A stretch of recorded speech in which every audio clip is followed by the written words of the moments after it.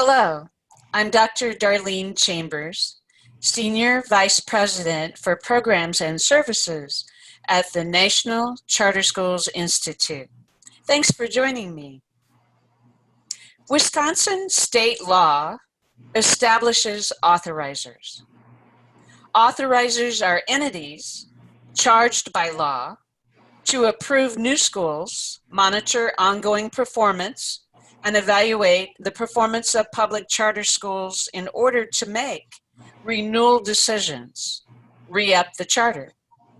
If the contract, or what we call the charter, performance expectations are not met, if the charter school fails to deliver its promised academic, financial, or operational measurements or results, the authorizer by law may deny renewal for a new contract term or revoke the contract and close the school.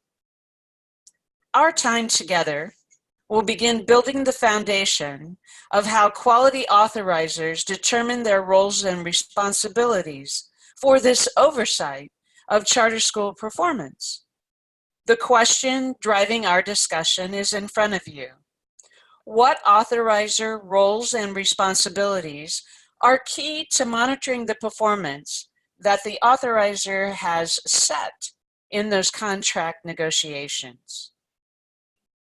NACSA, the National Association for Charter School Authorizers, by law in Wisconsin, we are to consider NACSA's principles and standards. What does NACSA say about the authorizer accountability responsibilities? There are two guiding documents or entities that NACSA recommends. First of all, a quality authorizer executes performance standards that clarifies academic, financial, and organizational performance, standards, measures, targets. Those are the three buckets: academic, financial, and organizational performance measures.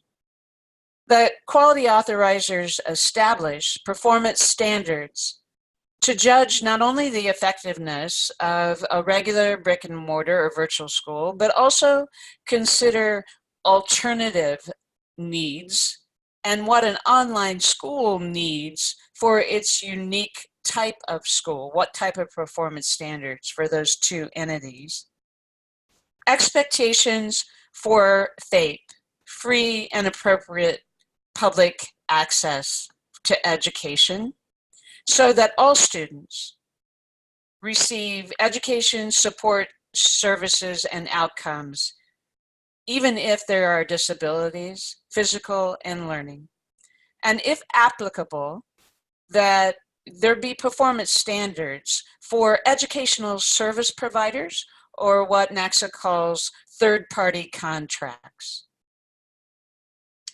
The other entity or grouping of responsibilities will be found in the charter contract. What's key to NACSA? What are they recommending for Wisconsin authorizers to consider? Execute a charter contract that clarifies rights and responsibilities of everyone.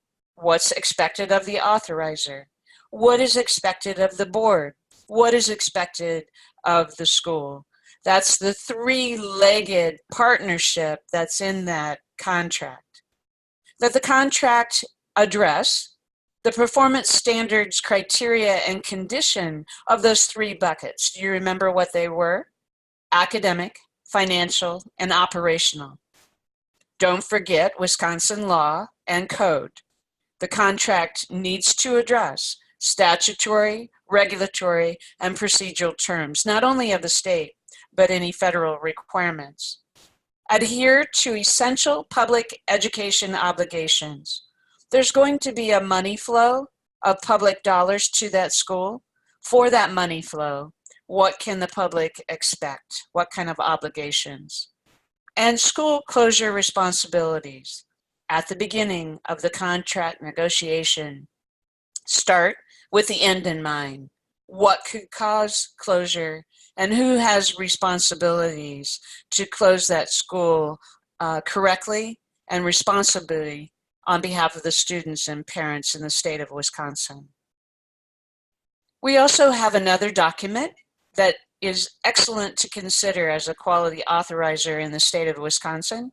It's our Wisconsin Authorizer Best Practices Guide that was written in 2015 with stakeholder input. It also folds in NACSA best practices, but it customizes it to the state of Wisconsin. What does our guide say about authorizer accountability responsibilities? First of all, make sure you have a contract that is mutually understood and that there's been negotiation and acceptance of terms before that contract was signed and filed. That school accountability be considered. Contract performance frameworks establish legally binding terms. It is this accountability that gives the freedom of school autonomy. What is school autonomy? School autonomy should be spelled out in the contract. What does school have authority over? Educational programming, staffing, budgeting, and scheduling. And that best practices, responsibilities for accountability of an authorizer, that in the contract, in your conversations and negotiations, that again, you begin with the end in mind. You let everyone know, everyone understands what consequences will happen if the executed contract expectations are not met. There should be conditions for the contract, legal requirements. So what's going to happen if those requirements are not fulfilled or met? That should be spelled out in the contract. Besides responsibilities, what I like about the Wisconsin Authorizer Best Practices Guide is that it gives all of the authorizers expectations for what type of evaluation roles. Streamline accountability system. It is your role as an authorizer to make sure that accountability is streamlined, not overly burdensome. That performance data reporting process is spelled out. In other words, when are you doing reports? Only the annual report that's required by Wisconsin law, or quarterly reports? When can the school and the school board expect the reports? What type of school visits? Perhaps an opening assurance school visit to launch a school? Perhaps annual school visits? Perhaps one visit during the whole term of the contract. Spell out what the evaluation school visits are going to look like. And it's important to the best practice guide that an evaluation role of an authorizer should also be technical guidance.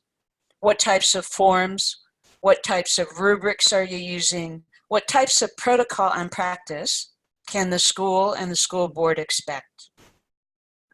You heard me mention the annual school report. It is required by Wisconsin state law. What are you going to include in it? What are the expectations? What's your role? What's the school's role for that annual report? I highly advise, your law expects it, that you have an annual financial audit review.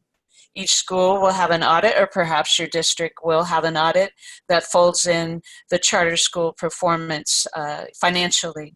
So make sure that annually you review the finances of the school, and that your role should be to explain the consequences for failing to meet the expectations or requirements, and consider what type of protocol, practice, or policy you're going to put together to help the school and the public of Wisconsin understand what happens when you fail to meet those expectations. Let's end with our question we began with. What authorizer roles and responsibilities are key to monitoring performance? I'm hopeful that you have an answer to that question, and you have some good reflection to walk away with. Thanks so much for joining me.